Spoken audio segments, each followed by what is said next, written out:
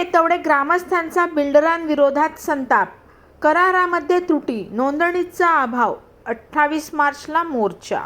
बिल्डरकडून विश्वासघात व फसवणुकीचे आरोप करत ह्या पार्श्वभूमीवर 28 मार्च रोजी मुंब्रा येथे मोर्चा काढण्याचा निर्णय यावेळी घेण्यात आला. आंदोलन योग्य ठिकाणी आणि कायदेशीर चौकटीतच होईल, मात्र गरज पडल्यास आक्रमक भूमिकाही घ्यावी लागेल असा इशारा यावेळी ग्रामस्थांनी दिला. बिल्डर विरोधात फसवणूक दर्शवणारे फलक लावण्याचाही निर्णय बैठकीत घेण्यात आला. दरम्यान विविध गावांमधील ग्रामस्थ आणि संघटनांनी ह्या लढ्याला पाठिंबा दर्शवला असून आगरी सेनेनेही समर्थन जाहीर केले आहे. गाव पण टिकवण्यासाठी आणि हक्कासाठी न्यायालयीन तसेच रस्त्यावरची लढाई एकत्रितपणे लढू असा निर्धार ग्रामस्थांनी यावेळी घेतला.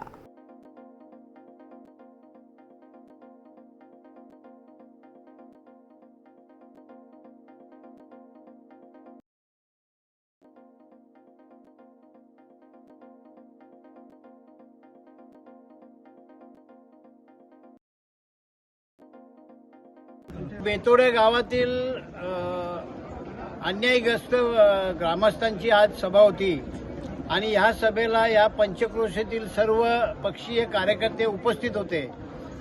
आज बेतोडे गावातील जो बिल्डर आहे, मॅरेथॉन बिल्डर मयूर रमणिकलाल शहा यांनी शेतकऱ्यांबरोबर 10 वर्षापूर्वी डेव्हलपमेंटचे अग्रीमेंट केले, त्यांच्या जमिनी डेव्हलपला घेतल्या आणि 10 वर्षे होऊन सुद्धा अग्रीमेंटमध्ये 5 वर्षाची मुदत होती, परंतु 10 वर्षे होऊन सुद्धा ग्रामस्थांना भूमिपुत्रांना काही मोबदला दिलेला नाही. त्यांची अक्षरशः फसवणूक केलेली आहे आणि पोलिसांना पैसे देऊन पोलिसांचा दबाव आणून गाववाल्यांना इथे घाबरवण्याचा प्रयत्न करतोय आणि गाववाल्यांवर खोटे गुन्हे दाखल करण्याचा प्रयत्न करतोय. त्याच्या विरोधात सर्व ग्रामस्थांनी एकत्र येऊन सर्व पंचक्रोशीतील सर्व पक्षीय कार्यकर्ते नेते यांना आवाहन करून आजची सभा आयोजित केलेली होती. आज या सभेची दखल घेऊन इथल्या पोलिसांनी त्याच्यावर गुन्हा दाखल करावा अशी या सभेची मागणी आहे. जर या बिल्डरांनी या भूमिपुत्रांना ठरलेला मोबदला दिला नाही तर येत्या 28 तारखेला मुंब्रा पोलीस ठाण्यावर एक जोरदार मोर्चा आयोजित केलेला आहे. ज्या बिल्डरांनी फसवणूक केलेली आहे त्या बिल्डरवर गुन्हा दाखल करा, 420चा गुन्हा दाखल करा, फसवणुकीचा गुन्हा दाखल करा या मागणीसाठी मुंब्रा पोलीस स्टेशनवर मोर्चा घोषित केलेला आहे. पोलिसांना सुद्धा इशारा देतोय की 8 दिवसात या बिल्डरवर गुन्हा दाखल करा, अन्यथा तीव्र आंदोलन उभं राहील असा इशारा देतो. किती भूमिपुत्र आहेत?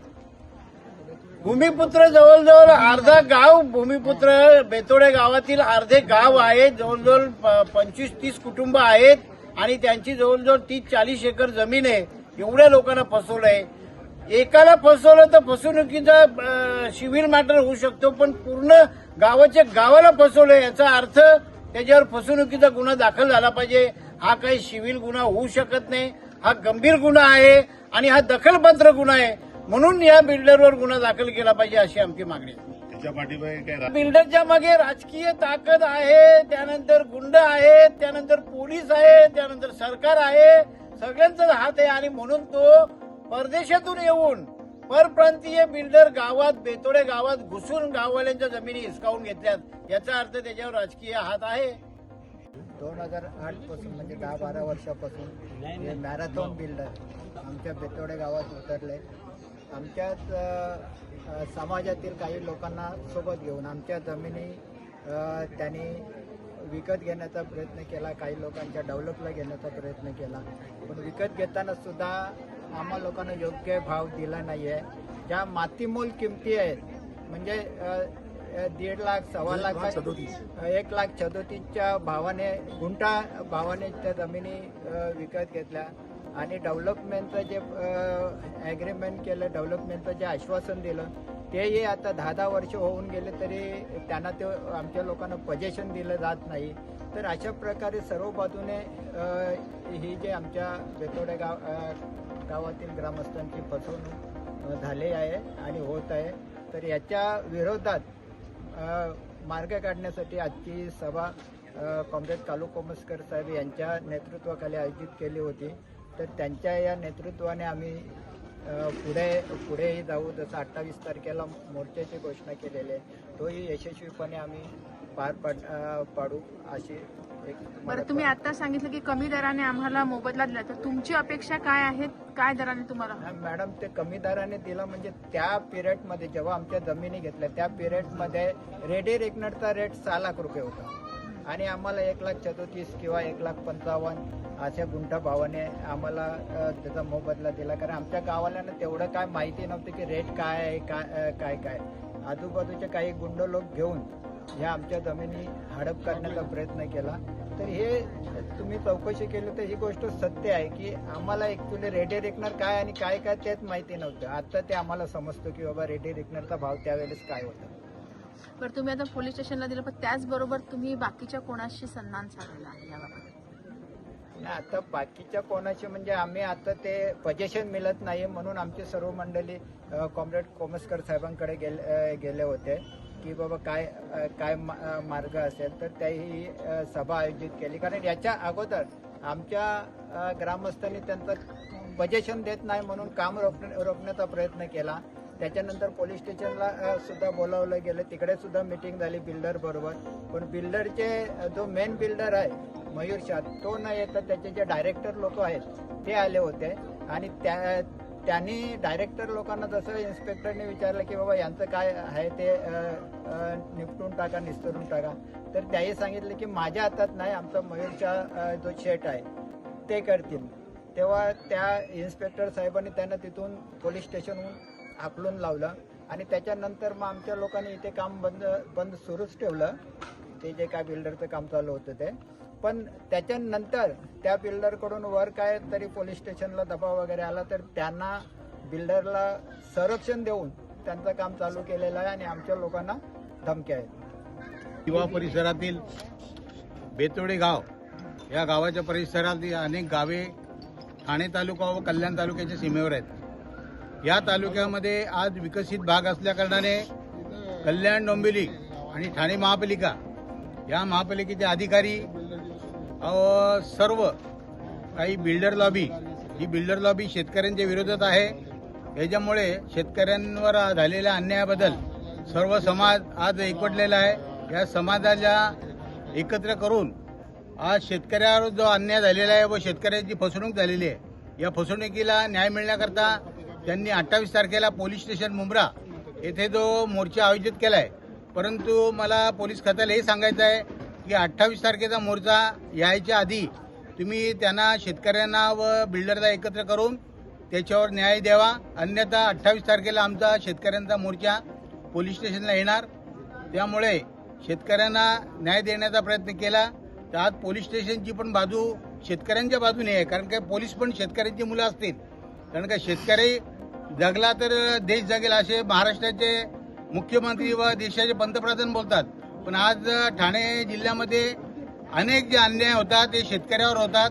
हे महाराष्ट्राच्या मुख्यमंत्र्यांनी, महसूल खात्याने, पोलीस डिपार्टमेंटने व इथले जे पालकमंत्री आहेत त्यांनी लक्षात घ्यायला पाहिजे. अन्यथा जनजागृती करून संपूर्ण ठाणे जिल्हा एकवटेल व बिल्डरांनी केलेले खोटे प्रकार हे सगळे उजेडात आणतील, एवढं मला पोलीस खात्याला आणि महसूल खात्याला सांगायचं आहे. तरी गावांनी जे शेतकरी, ज्या शेतकऱ्यांची फसवणूक झाली, ज्या बिल्डरांनी फसवणूक केले, याला साथ द्यावी व आपला पोलीस स्टेशनवरचा मोर्चा चांगल्या प्रकारे होईल याच्याकरता प्रयत्न करावा. सर्वजणी बायका आलो आहोत तिथे.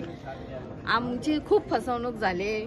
बिल्डरने जमिनी घेतल्या तेव्हा सांगितलं का तुमच्या मुलांची लग्न होतील, तुमची शिक्षण होतील, तुमची घरं पण होतील, असं आम्हीच देऊन आमच्याकडनं जमिनी घेतल्या आणि आता काहीच मोबदला देत नाही तो आम्हाला सरळ फसवत आहे.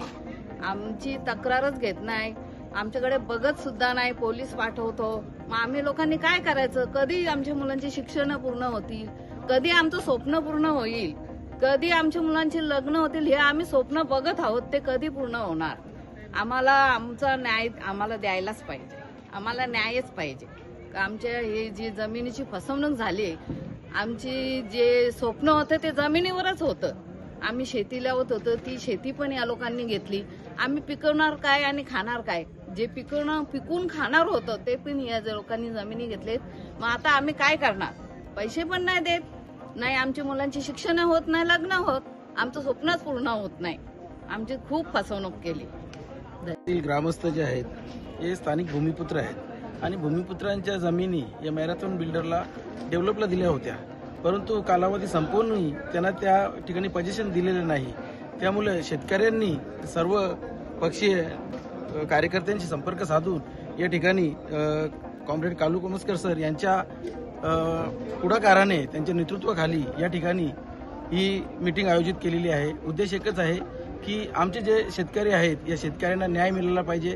त्यांचा हिश्श्याचा जो वाटा आहे, जो अधिकार आहे तो त्यांना मिळाला पाहिजे. बाकी कुठल्याही प्रकारचा इथे दुसऱ्या काही विषयावर चर्चा झाली नाही. फक्त शेतकऱ्यांना न्याय कसा मिळेल आणि त्यांचा त्यांना मोबदला कसा मिळेल याच्यावर सर्वपक्षीय नेते कार्यकर्ते यांच्याकडून ही चर्चा झालेली आहे आणि सकारात्मक चर्चा झालेली आहे. ही पुढची भूमिका काय असणार? पुढची भूमिका म्हणजे बिल्डरांनी या सभेची या चर्चेची दखल घ्यावी आणि शेतकऱ्यांना त्यांचा मोबदला द्यावा. बाकी आमचा कुठल्याही प्रकारचा काही उद्देश नाही आहे.